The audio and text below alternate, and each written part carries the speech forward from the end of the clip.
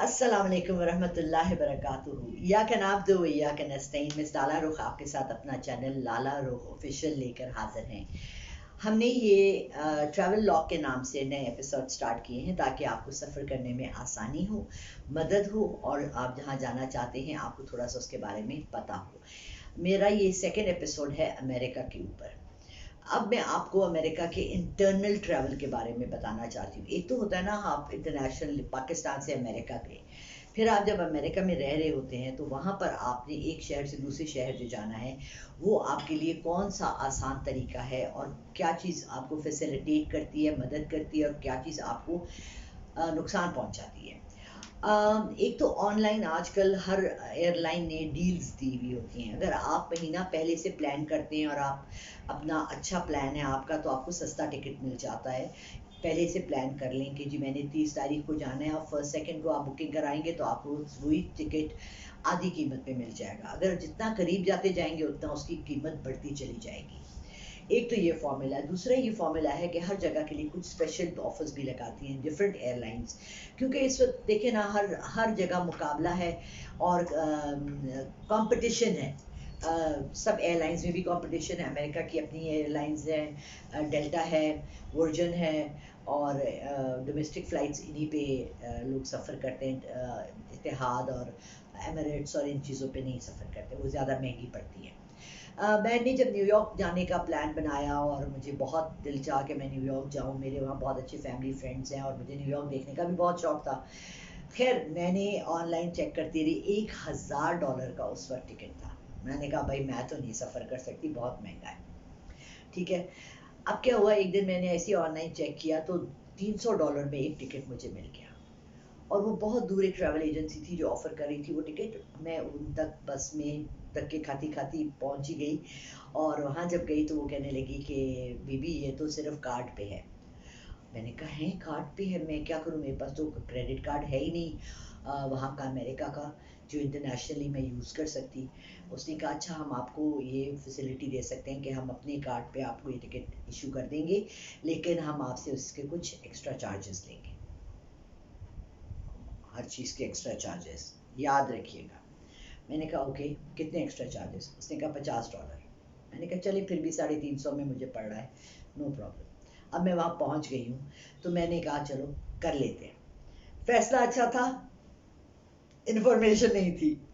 जो चीज़ मुझे पता नहीं थी वो ये थी कि न्यूयॉर्क में 2-3 एयरपोर्ट्स हैं। एक JFK है उनका, जॉन F कैनेडी के नाम से जो उनका प्रेसिडेंट था जो असैसिनेट हुआ था, और दूसरा उनका न्यूयॉर्क का एयरपोर्ट है जो ऐसे है जैसे कि गवादर के पास। मैंने वो सस्ता टिकट इसलिए था कि न्यूयॉर्क जो है एयरपोर्ट जो है वो शहर से बाहर है और आपको शहर तक पहुंचने में 2 से 3 घंटे लगते हैं। खैर जी हम पहुंच गए वहाँ और हमने फ़्लाइट ले ली। फ़्लाइट इतनी लंबी थी कि पाकिस्तान से अमेरिका कम अरसे में मैं पहुंची। अमेरिका के एक कोने से ईस्ट कोस्ट से वेस्ट कोस्ट पहुंचते पहुंचते मुझे 22 घंटे लगे।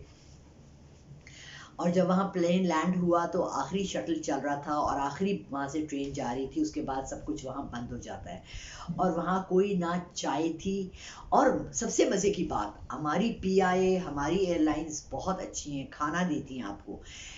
22 घंटे के अंदर इस एयरलाइन ने हमें एक छोटा सा पैकेट बिस्किट का, इतना छोटा बिस्किट का, और एक छोटा सा पीनट्स का पैकेट जिसमें 4 पीनट्स थे। हर जगह जहाँ मैं नेक्स्ट फ्लाइट पे बोर्ड करूँ, शिकागो में रुके 8 घंटे, फिर बोर्डिंग करो, फिर वो पीनट्स और बिस्किट पकड़ा दे, फिर वो पीनट्स और बिस्किट पकड़ा दे। मैं तो परेशान हो गई। शिकागो पे अब मसला हम सब के लिए, जो ख़ास तौर से मुसलमान हैं उनके लिए ये भी है कि हम वहाँ जाकर KFC और मैकडॉनल्ड्स नहीं खा सकते क्योंकि हलाल वहाँ उस वक्त नहीं था इतना ज़्यादा। अब तो उन्होंने कर दिया है, हलाल फूड की अलग ऑप्शंस हर जगह मौजूद हैं, उस वक्त नहीं थी। तो मैंने एक प्रेट्ज़ल ले लिया। प्रेट्ज़ल कहते हैं एक इस तरह बंद की तरह की चीज़ थी, उसके अंदर मक्खन था और कुछ नहीं था। मगर हमें ये भी नहीं पता होता कि वो मक्खन जो है वो नाजायज़ फ़ैट से बनाया गया है या क्या है, लेकिन बिस्मिल्लाह पढ़ के अल्लाह का नाम लेके अल्लाह से माफ़ी मांग के खा लिया। जब न्यूयॉर्क के एयरपोर्ट पे पहुंची तो वहाँ आखिरी ट्रेन, आखिरी वो जा रही थी। वहाँ फिर वही मसला हुआ कि वो ट्रेन का टिकट लेने के लिए मेरे पास ना तो कार्ड था और ना मेरे पास $10 का या $20 का नोट था। मैं फिर वही $100 लेके सफ़र कर रही थी। वहाँ एक लड़का खड़ा था, उसने मेरी हेल्प की। उसने मुझे कहा ये $10 या $12 का टिकट है ट्रेन का, कोई प्रॉब्लम नहीं है, मैं अपने कार्ड पे आपको ले देता हूँ। अल्हम्दुलिल्लाह, अल्लाह मदद करता है उनकी, जो औरों के लिए आसानियाँ करते हैं अल्लाह उनके लिए आसानियाँ करता है। मगर ये आप एक्सपेक्टेशन ना रखें कि कोई आपके लिए करेगा। आपने चेंज डॉलर में स्ट्रेट रख के ट्रैवल करना है। खैर जी, ट्रेन में सफ़र, वो लड़के ने मुझे बैगेज में भी हेल्प की, मेरे साथ सामान भी उठाया।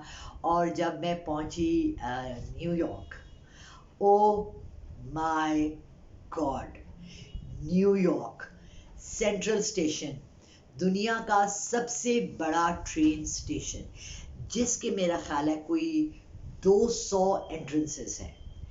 अब आपको ये नहीं पता कि आपने कहाँ जाना है और आपने कौन से एग्जिट से निकलकर किससे मिलना है। आई थिंक कि मैं इतनी इंटेलिजेंट थी कि मैंने ऑलरेडी अपने जो जानने वाले हैं उनसे पूछा कि मैंने कहाँ पर जाना है। उन्होंने कहा आपने मेडिसन एवेन्यू वाला लेना है। वहाँ लिखा हुआ था मेडिसन एवेन्यू, गेट नंबर 34। वहाँ से मैं ऊपर बाहर आई और बर्फ़ में खड़ी हुई,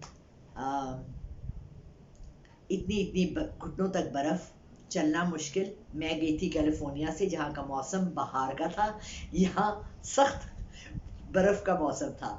सो वेदर अमेरिका के अंदर इतना बड़ा मुल्क है कि एक शहर से दूसरे शहर भी मौसम बदल जाता है, टाइम बदल जाता है।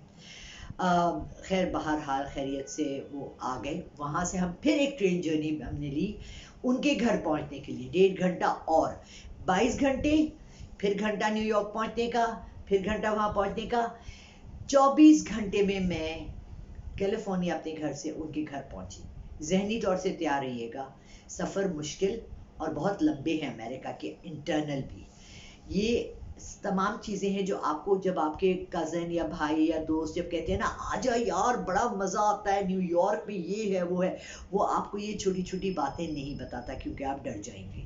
ये इसलिए हम कर रहे हैं ट्रैवल लॉग, ताकि आपको छोटे छोटे मसले मसाइल पता लगें, आपको थोड़े आपके पास इंफॉर्मेशन होगी जब आप सफ़र की इब्तिदा करने लगते हैं तो किस तरह से करें और आपके लिए कैसे आसानियाँ हों। ठीक है, बहरहाल मैं घर पहुंच गई हूँ खैरियत से न्यूयॉर्क के। आपको अगले एपिसोड में मैं न्यूयॉर्क सिटी का एक छोटा सा टूर कराऊंगी।